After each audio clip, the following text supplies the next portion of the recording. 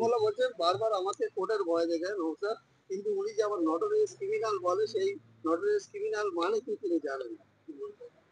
কি মানে একটু বলে থাক, উনি এটা বলে যদি শান্তি পাই আমি জানি না। আমার দর্শকদের জন্য নটোরিয়াস ক্রিমিনাল বাংলা একটু বল দেখি। 28 তারিখে ব্যাংসাল কোর্টে আসবে, বাইকটা নেবেন, উনাকে বলবেন আরেকবার আপনি বলুন, তারপরে উত্তর দেবে। কি বললাম? 28 তারিখে, এই 28শে জানুয়ারি ব্যাংসাল কোর্টে জামিন নিতে আসবে বাবু। বড় নেতা না, ও কাউকে পরোয়া করে না।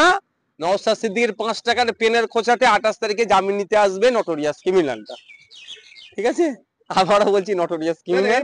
আমি বাংলা বলবো না, উনি একটু মানসিক ভাবে শান্তি পাক, আমি বাংলা বলবো না, 28 তারিখের পরে বলবো। আপনারা 28 তারিখে আসবেন এতে, কি বলে আপনার ব্যাংসাল কোর্টে, তখন বলেছে বলুন, ওনাকে বলবেন নওশাদ সিদ্দিকী বলেছে আপনাকে নটোরিয়াস ক্রিমিনাল বাংলা বলবেন, আর 28 তারিখের পরে বলবে বলেছে। কেমন লাগছে জিজ্ঞাসা করবে জামিনটা নিতে এসে, তার ওই স্বপ্নই থেকে যাবে। গত কয়েকদিন আগে দেখলাম ভাঙড়ে একটা সবাইকে সায়নীগঞ্জ বলে আজানের পরে যদি কোনো শব্দ হয়ে থাকে সেটা হলো জয় বাংলা, তুমি জোরে জয় বাংলা। আমি এটা শুনিনি, আর এই ধরনের যদি কথা বলে পুরো বক্তব্যটা আমি শুনে প্রতিক্রিয়া অবশ্যই দেবো, মানে কোন অ্যাঙ্গেল থেকে কি বলেছে আমি একবার শুনবো। তবে আজানের পরে এই যে কথা বলছেন, এই যে জয় বাংলা যেটা বলছেন, তো উনি প্রথম কথা, এই জয় বাংলা শব্দটা তো বাংলাদেশের আমদানি, এটা তো বাংলাদেশের, আমাদেরকে নিজস্বতা নয়। আমাদের রবি ঠাকুর, আমাদের কাজী নজরুল ইসলাম, আমাদের দেশ ভাগের পরে আলাদা আলাদা হয়েছে। এখন সিটিজেনশিপ বাংলাদেশ যারা জন্মগ্রহণ করে তার বাংলাদেশ সিটিজেনশিপ, কিন্তু নজরুল, রবীন্দ্রনাথ ঠাকুর, আমাদের হাজার হাজার এরকম কবি সাহিত্যিকরা আছেন, শব্দ জন্ম দিতে পারেন না, নতুন নতুন শব্দ দিচ্ছেন তো আমাদের। তার মধ্যে বাংলাদেশের আমদানিকৃত শব্দ উনি বলছেন, উনি শুধুমাত্র মানুষকে আবেগে রাখতে চাইছে। উনি ব্যর্থ হয়েছেন, সম্পূর্ণরূপে উনি ব্যর্থ হয়েছেন। উনি লোকসভাতে গিয়ে ভাঙড়ের কথা এখন একবারের জন্য তিনি উচ্চারণ করেননি। উনি মেট্রো বলছেন বারাইপুরে, কিন্তু ভাঙড়ে যে ট্রেন লাইনের হওয়ার কথা ছিল সেটার জন্য তিনি একবারের জন্য বলেন। নতুন লাইন পাতার কথা বলছেন, নতুন প্রস্তাব আনছেন, কিন্তু অলরেডি যেটা প্রস্তাব হয়ে আছে সেটাকে বাস্তবায়ন করার জন্য তিনি বললেন না। এগুলো শুধু আবেগে করছে। তো জিতেছে কিভাবে সবাই জানে, বাংলার মানুষ জানে। তবে এই গুন্ডাগার্দি বেশি দিন চলবে না। আর উনি যে কথা বলছেন, আমি বক্তব্যটা শুনে উত্তরটা কড়াকড়ি দেবো। শওকত মোল্লা বলছেন বারবার আমাকে কোর্টের ভয় দেখায় নৌসাদ, কিন্তু উনি যে আবার নটোরিয়াস ক্রিমিনাল বলে, সেই নটোরিয়াস ক্রিমিনাল মানে কি তিনি জানেন না। কি মানে একটু বলে থাক, উনি এটা বলে যদি শান্তি পাই আমি জানি না। আমার দর্শকদের জন্য নটোরিয়াস ক্রিমিনাল বাংলা একটু বল দেখি। 28 তারিখে ব্যাংসাল কোর্টে আসবে, বাইকটা নেবেন, উনাকে বলবেন আরেকবার আপনি বলুন, তারপরে উত্তর দেবে। কি বললাম?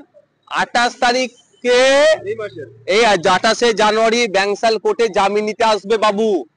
বড় নেতা না, ও কাউকে পরোয়া করে না। নওশাদ সিদ্দিকীর 5 টাকার পেনের খোঁচাতে 28 তারিখে জামিন নিতে আসবে নটোরিয়াস ক্রিমিনালটা। ঠিক আছে, আবারও বলছি নটোরিয়াস ক্রিমিনাল।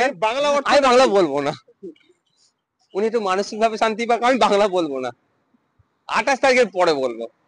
আপনারা 28 তারিখে আসবেন এতে, কি বলে আপনার ব্যাংসাল কোর্টে, তখন বলেছে বলুন, ওনাকে বলবেন নওশাদ সিদ্দিকী বলেছে আপনাকে নটোরিয়াস ক্রিমিনাল বাংলা বলবেন, আর 28 তারিখের পরে বলবে বলেছে।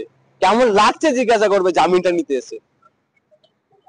আপনার যে শহীদ মিনারের সভা হলো, সেই সভায় আমরা তথাকথিত যে ইলেকট্রনিক্স মিডিয়া, সেই মিডিয়াকে তেমন ভাবে দেখিনি, কি বলবেন এই প্রসঙ্গে? দেখুন, ব্যাপারটা হচ্ছে এটা আজ থেকে নয়, এটা দীর্ঘদিন ধরে হয়ে আসছে। আমি ভাঙড়ের বিধায়ক। আমাদের ভাঙড়ে যদি কেউ একটা চকলেট বোমা ফাটায়, মেইন স্ট্রিম মিডিয়াগুলো সেগুলোকে ফেলাও করে দেখায়। ভাঙড় বিধানসভা থেকে 20 কিলোমিটার দূরে কোনো ঘটনা ঘটলে ভাঙড় বলেই উল্লেখ করে। সেই ভাঙড়ে আমরা পরপর 3 বছর যে ঐতিহাসিক কাজ করলাম, প্রথম বছরে 2720 জন রক্ত দিয়েছে একটা ভেন্যুতে, তারপরে বছরে প্রায় 3600 মানুষ রক্ত দিয়েছে 10টা ভেন্যুতে, 10 দিন ধরে টানা।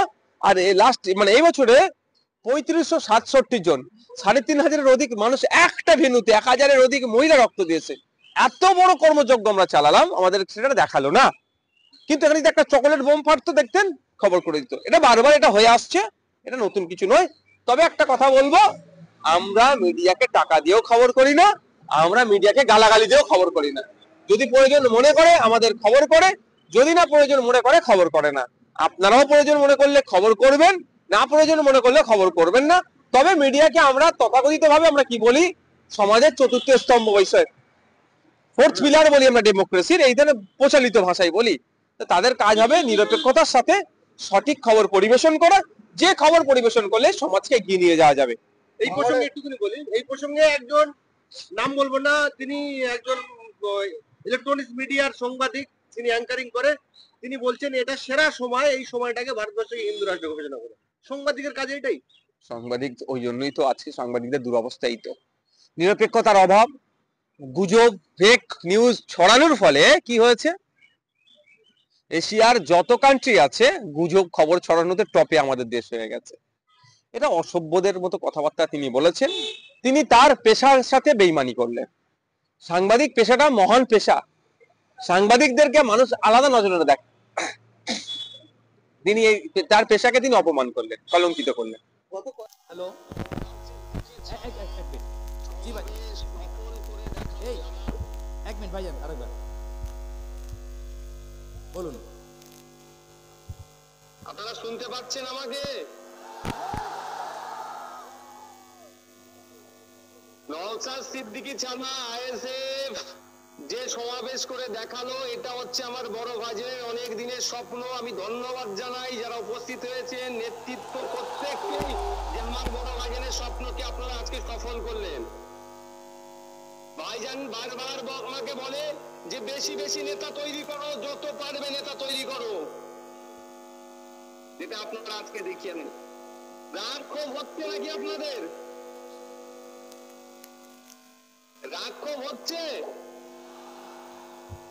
আমারও রাগ ক্ষোভ হচ্ছে, কিন্তু এই রাগ আর ক্ষোভকে সঠিক পথে যদি কাজে লাগাতে আমরা পারি, তাহলে অপদার্থ ব্যর্থ তৃণমূল বিজেপির মিশ্রিত এই রাজ্য সরকারকে আমরা গঙ্গায় ছুঁড়ে ফেলতে পারবো গণতান্ত্রিক প্রক্রিয়াতে। তোমাদেরকে এই রাগ আর ক্ষোভটাকে ঠিক সঠিক জায়গায় সঠিক সময়ে কাজে লাগাতে হবে। তবে আজকে আমি একটা ঘোষণা দিচ্ছি, আমাকে যেহেতু বা আমাদেরকে কোর্ট যে নির্দেশনা দিয়েছে, সেই জন্য তো আমরা যেতে পারছি না। আমার বড় ভাইজান যেতে চেয়েছিলেন, আমি তাকে অনুরোধ করে আটকে দিয়েছি। তাকে বলেছি চলুন দুই ভাই মিলে 2026-এ ব্রিগেডে যাব, রাজ্য সরকারকে ওখান থেকে ভূমিষ্ঠ করবো গণতান্ত্রিক প্রক্রিয়াতে। 2026-এ আমরা ব্রিগেডে আসছি এবং আমাদের দলের প্রতিষ্ঠাতা প্রাণ পুরুষ বীরজাদা আব্বাস সিদ্দিকী ভাইজানকেও আমরা সাথে নিয়ে ব্রিগেডের ময়দানে আসছি। আপনারা আসবেন তো? আজকে আটকানো হচ্ছে কেন আইএসএফ কে? আইএসএফ এর অপরাধ কি? আইএসএফ এর অপরাধ হচ্ছে দলিত, আদিবাসী, পিছড়ে বর্গের হিন্দু, মুসলমানের হয়ে কথা বলছি আমরা।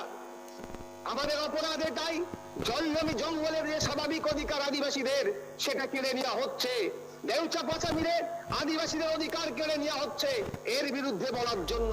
ওয়াকফ সম্পত্তি কেন্দ্রের বর্বর সরকার কেড়ে নেওয়ার চেষ্টা করছে অ্যামেন্ডমেন্টের নামে, তার বিরোধিতা করার জন্য আমাদের উপরে এই খরা নেমে আসছে। আমাদেরকে আটকানো হচ্ছে কেন?